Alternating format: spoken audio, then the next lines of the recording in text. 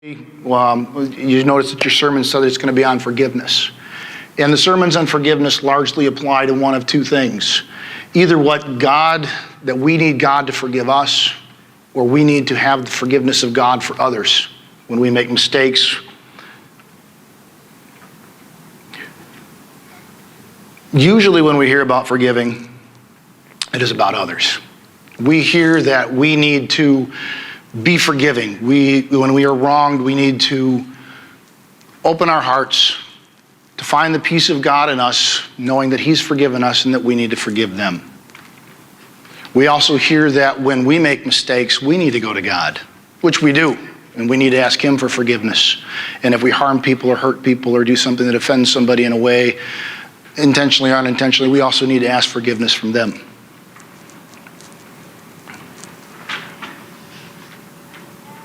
Forgiveness is such an amazing word.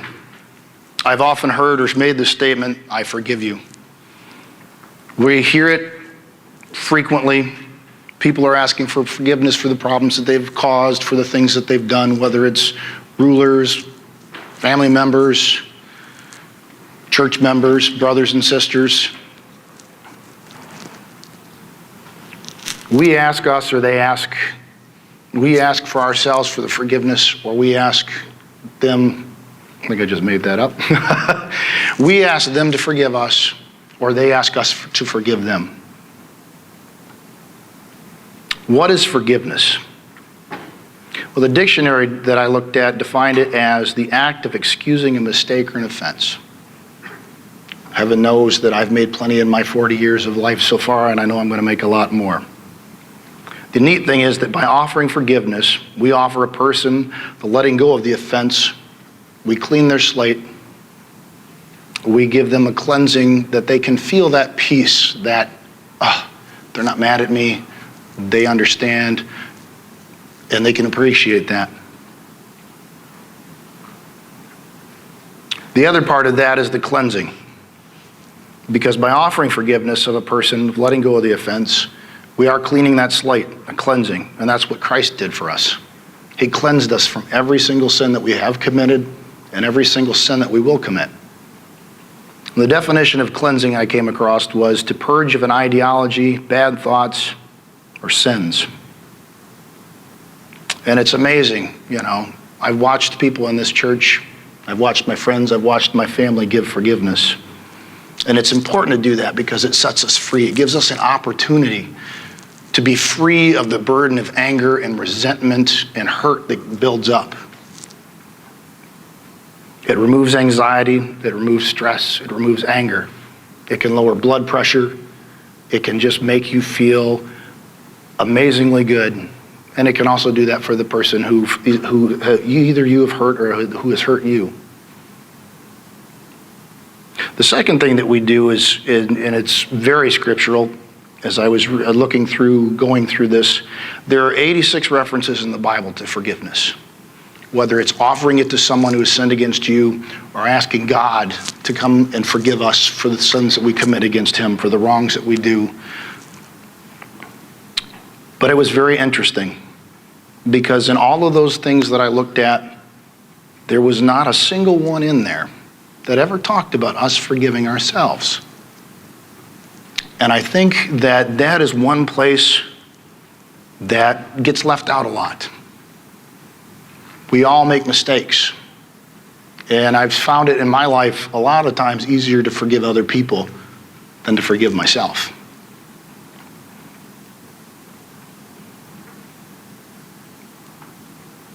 What about forgiving ourselves is so difficult? The Lord has made it easy for us to get forgiveness from Him. All we have to do, we accept Jesus Christ. When we mess up, we say, Father, forgive me, I've sinned. And if we mean it, He forgives us. It's gone, it's forgotten. Yet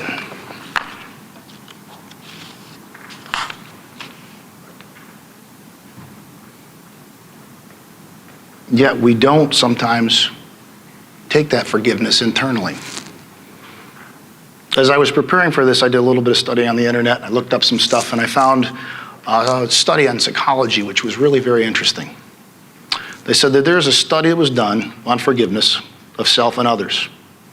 The authors were J. Malte et al., some psychologists who decided to do that, and they reported that failure to forgive oneself or others results in a greater psychopathology.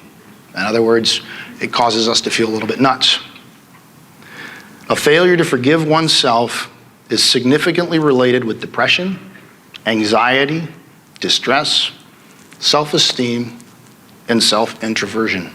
Which means if we don't let it go, if we don't learn to forgive ourselves, we will take something away from the people around us.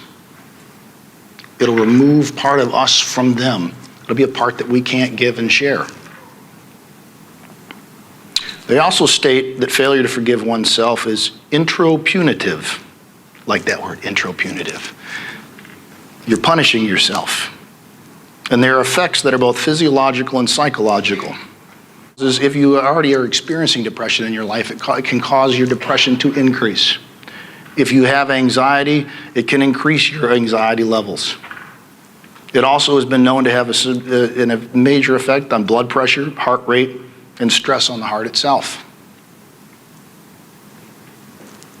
We walk in this world and God is out there, and you see him and you watch him, and and if you really pay attention, you'll feel his forgiveness. But there is this internal thing, it's human nature. And I've thought about this a lot. That we sometimes can't forgive ourselves for several reasons. One of the things that we struggle with, one of the reasons, we're usually our hardest critics. We persecute ourselves. It's easier to persecute ourselves than to accept God's forgiveness. I know this. I've beat up on myself a lot in my life.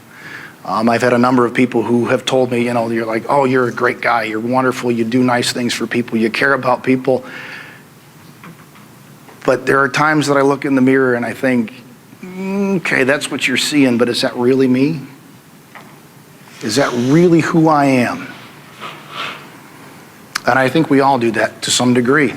We stop and we think, yeah, they're saying that because they're trying to be nice. They're trying to make us feel good. And it's an amazing thing to hear that and to feel that, because it does shore you up a bit. But if you continue to beat on yourself, it doesn't sink all the way in. And it's a real matter of the heart. And when I talk about the perspective of ourselves, of persecuting ourselves, one of the things is, how could I have messed that up? How could I have been stupid enough to say that to my friend and hurt their feelings? Man, I just wasn't thinking. And you tell them that you're sorry and they forgive you, but for some reason, somewhere down the road, it kicks in the back of your head. Oh, that was just horrible. And you continue to bring it on. Sometimes we have a need to do it to ourselves. And I don't know why that is. There have been times where I have continued to bring up things from my past and gone, you should have done it differently. You should have done it better. And I've prayed to God for about the sins that I've committed. And I know that he's forgiven me. But sometimes I have a real hard time forgiving myself.